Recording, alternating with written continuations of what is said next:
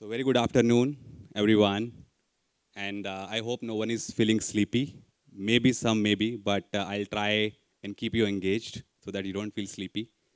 And so my name is Nitin. I am director at VT Netsbuilt.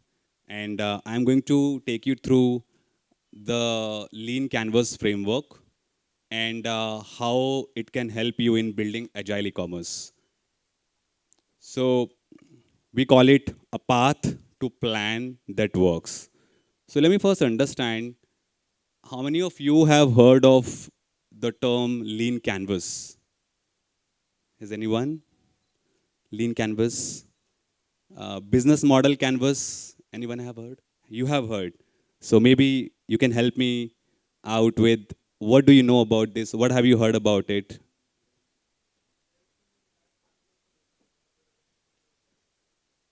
Absolutely, absolutely. So that's about. Have you explored business planning model or the lean canvas? Business planning model. All right, that's great. At least I have someone who knows about this. So,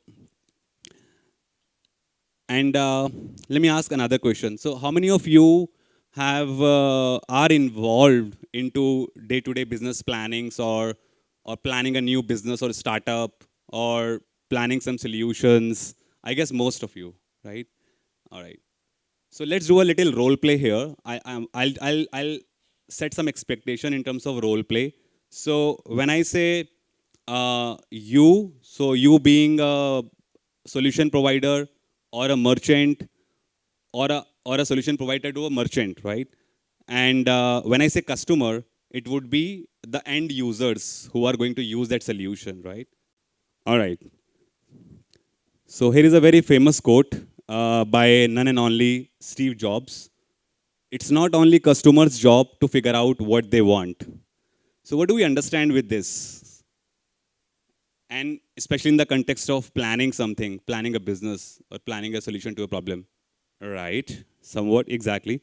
So basically, what Steve Jobs is trying to say with this quote is basically, uh, customer is not going to tell you what they want, right? Customer may tell you the problems they might be facing, but they won't tell you what they want. So it is basically the job of business. It is basically your job. It is basically our job to figure out what they want and how to solve the problems of the customer. So what are we going to cover today is basically what is lean canvas, because we need to understand lean canvas first in order to understand how do we apply into e-commerce or anything what we do. We need to know why lean canvas, and I'm going to also touch base a little bit on lean canvas versus traditional business planning model. And then we will look at applications of lean canvas in e-commerce, and how businesses use it, right? So what is lean canvas? As the gentleman rightly said, it is a one-page tool that helps businesses validate the ideas and concepts. So basically a single page where you can do the whole sort of planning for your business or any of your ideas or any of your problem you're trying to solve. It is a systematic process of iterating from plan A to plan that works. So basically you can keep iterating to your plan until it works. It is adapted by Ash Moria from Alex Osterwalder's business canvas model. The next is the lean canvas focuses on problem solving and innovations, and it encourages businesses to pivot based on the learnings. So basically, you can pivot your planning based on the learnings you get. All right. So this is a very simple structure of lean canvas, and it will help us understanding what the lean canvas is and how it works. And I'll try to help cover. All right. So you can see there are total 9 building blocks, and those 9 then have been further divided into 12, right? So, and I have given some numbers to them. It is not necessarily to be used to be using these numbers. You can follow a different path, different sequence, but this is something which was suggested by Ash. So let's look at the first one, problem. So whenever you are uh, thinking of any business or any business planning, or whenever you're trying to solve any problem, or whenever you are trying to build a new project, or whenever a client comes to you with the task, right? The first thing you should know is a problem. And then what this canvas model says, you list down the top 3 problems, and then let's try to solve them. So the first thing it says that top 3 problems you have to identify and you have to list down. Then second comes customer segmentation. You should know who are your customers, right? Segment your customers in a way, and again, very targeted segments. You don't have to segment, like you don't have to use all the segments, right? So you should know your customer segmentation, and within customer segmentation, you should even find out the early adapters from that particular segment. And I forgot to mention one thing when I was talking about problems. When you are trying to identify a problem, you should also try to find out existing alternatives. So that's what the lean canvas model says. The third is unique value proposition. So unique value proposition, you can also call it as USP, but we call it UVP here. And as it clearly says, it is single and clear and compelling message that states why you are different and worth buying, right? And USP could be, UVP could be, for example, nowadays, you can say, again, I'll take the example of Blinkit because it has been taken multiple times today, that they have their USP or UVPs, they deliver it in 10 minutes or less than 10 minutes, right?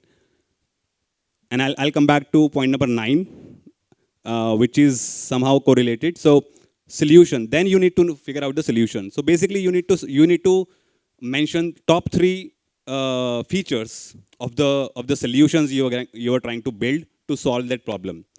And the 5th comes channels. So as it says, path to customers. So how you are going to reach to the customers? What are the channels you are going to follow to reach to those customers? Next comes revenue streams. As we know, whenever we are trying to work on any problem or any business, any startups you want to build, you should know the revenue streams, the gross margins, what is going to be your revenue model, what would be the lifetime value. And the 7th comes cost structure. Again, very important. So you should know customer acquisition cost, you should know distribution cost. For an example, right? Hosting, people, employees, salaries, you should list down the cost structures you need to incur.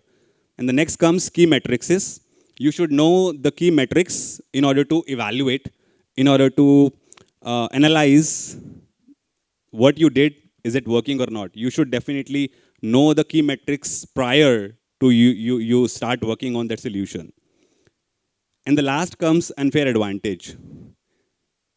So yeah, I would like to ask again, audience here. So what is unfair advantage? What do you think of?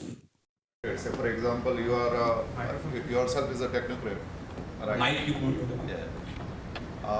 Magento developer is developing a Magento store, then I think that is an unfair advantage. Or you are a manufacturer in some sense, right? So the cost would be the availability would be the unfair advantage. Very rightly said. So as it clearly states, something which can't be copied or bought easily, right? So when I was taking, as you rightly said, if I am myself a Magento developer and I am going to start an agency, then I have an unfair advantage. Every agency may not have the founders themselves developer. Or the second example, for example, if I talk about Blinkit again, so maybe when Blinkit started, when Blinkit came into the business, this was their actually unfair advantage because it was not so easy to copy. Of course, now people have copied it. That's why I called it as UVP, right? So unfair advantages could be actually many more. And I'll give you some more examples. For example, I have very high level connections in government. So that's unfair advantage to me. It can't be copied, right? If I'm building a house and I have my own factory where I produce a cement, so that's unfair advantage for me, right? Everyone won't have, or many won't have it, right?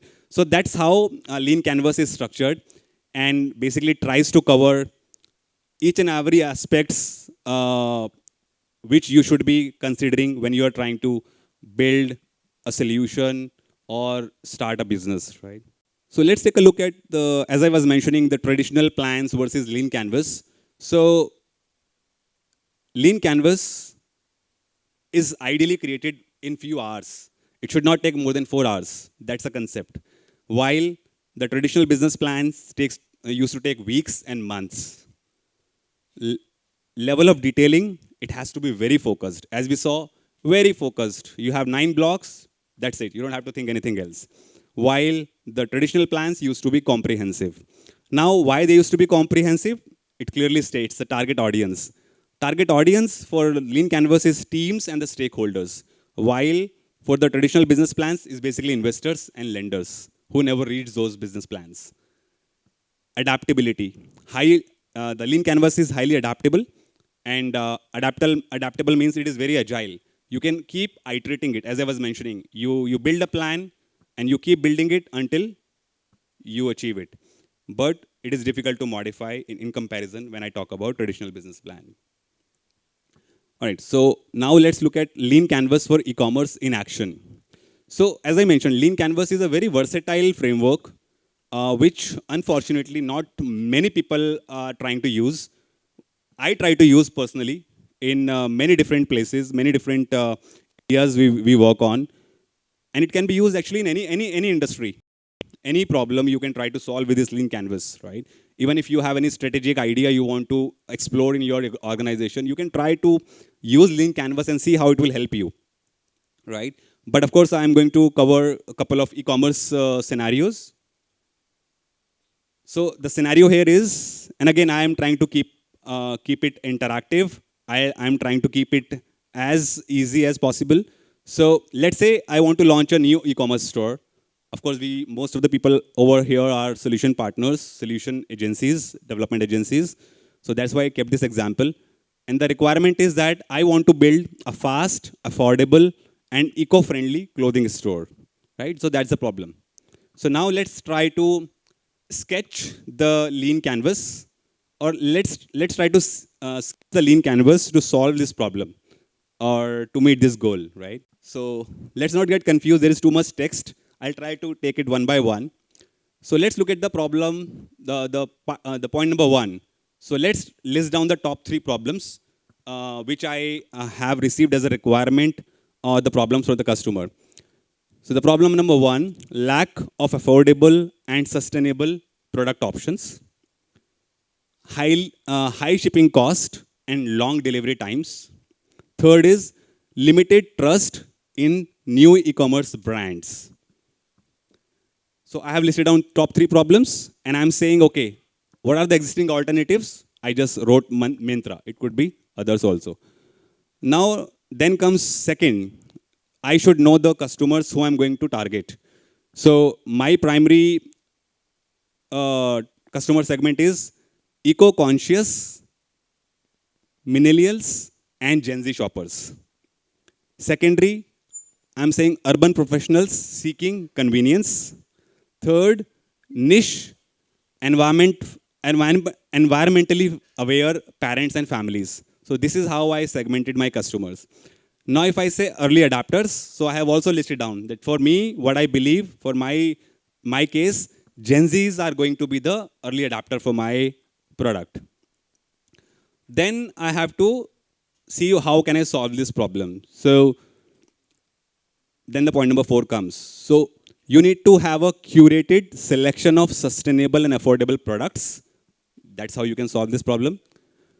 You should have a transparent pricing and eco-friendly packaging, because we are talking about fast, affordable, and eco-friendly. That's my vision. That's what I want to build. And it should be fast, reliable shipping with carbon offset options, right? And the next, I should know the channels, path to the customers. So what I believe for this e-commerce, it's going to be social media, Instagram, TikTok, influencer partnerships, SEO optimized website and blog is another way of for me to channelize my customers, and email marketing campaign. Then the next is revenue streams. So direct product sales through online store, subscription services, monthly curated eco-friendly boxes I'm going to produce, and affiliate marketing for complementary brands. Then the next is cost structure. So inventory and sourcing cost I have to incur, marketing and advertisement expenses, website development and hosting fee, And the next is shipping and logistic cost. And now the metrics which I'm going to measure the performance of the business is conversion rate. So visitors who are buying, customer acquisition cost I'm incurring, average order value, customer lifetime value, and cart abandonment rate. And the ninth is unfair advantage. So I have exclusive partnership with an eco-friendly clothing manufacturers. So that's my unfair advantage for my business. So now once I have listed down this canvas, I think I have covered all the areas which a business should think of to begin even thinking about what they want, right? So any questions so far related to Lean Canvas, how it has been structured, how it how you think, I mean, how it can be helpful, and can it fit into all the different types of problems we try to solve day to day? Any questions so far? Yes, please. Stop, because on the face of it, it's a canvas, but Right. if you dive deeper into each Right. of these verticals, Exactly. this one entire case study, Yes. for example, cost structure. So when Yes. to stop and remain in the realms of 4 hours, you say. Correct. So that's the question. So basically, as it so I'll add one more thing here. So so basically you can build multiple lean canvas, right? For small problems you're trying to solve. You don't have to draft a very big lean canvas, right? So for each specific problem you can have one lean canvas actually, and then tackle those individually. Yes, please. I think if I have 3 different primary verticals or services that I offer, I want to create 3 canvases for each of them. I mean, you can keep expanding, as I think Nitin said, Exactly. but at least for the primary services or products that we offer. Absolutely. And as I mentioned, like even for you can even further break it down. I'm saying lack of affordable and sustainable product options. That's the problem I want to solve. Now, how I can solve this problem? You can actually have a separate lean canvas for this. So basically, you are isolating the problem in small pieces. That's how we call it agile. You know, so in agile development, basically, that is what agile methodology is. Right? You break it down and then keep iterating over it, so that uh, you don't have to wait for 6 months or an year to see the results, and you fail and move basically, right? Any other question? Yeah, please. Good option, but I mean, where we can add our next action list. So let's say we are trying to solve this problem. We have like draw all the different areas, but what should be the next action, and those actions, where I can put those actions with this canvas. Right. So the next section is going to be, so customer told you that I want to build a fast, affordable and eco-friendly e-commerce store. You sat with the customer, say, hey, let me help you doing some more planning, because you have not told me about your channels. You have not told me about your cost structure, right? So you sit with customer, try and sketch this canvas, and then go further. Now you have to build a, let's say, store. Let's say you have to build a Magento store. Then you sit again on the lean canvas and see what exactly the problem you are trying to solve. For example, you have to build a feature where you can do the subscription. Then let's see how can I do the subscription. So let's list down the problem. Let's find out the existing alternatives. Let's try to see who are going to use those subscriptions. That way you can actually give your instructions to the UX engineer to design something which actually can help those users to use, right? So that's how it goes. Right? I hope it helps, right? Thanks. Okay, so let's go further. So why Lean Canvas? I think now we understand it is streamlined planning. Basically, it is systematic and efficient. It focuses on what matters most in early stage ventures.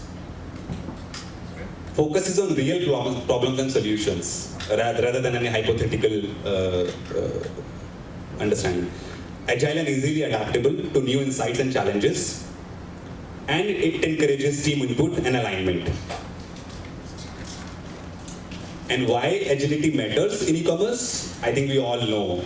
Rapid market changes, evolving customer behaviors, increased competition, so many options available, importance of innovation and adaptability. Right? Steps to implement Lean Canvas. As of now, we have already understood. So you have to gather insights, conduct customer interviews to identify the problems, draft your canvas, try to map out the Lean Canvas collaboratively. It's a team effort. You can't do it individually. Maybe you have to have your finance team sit with you. Maybe you have to have your marketing team sit with you.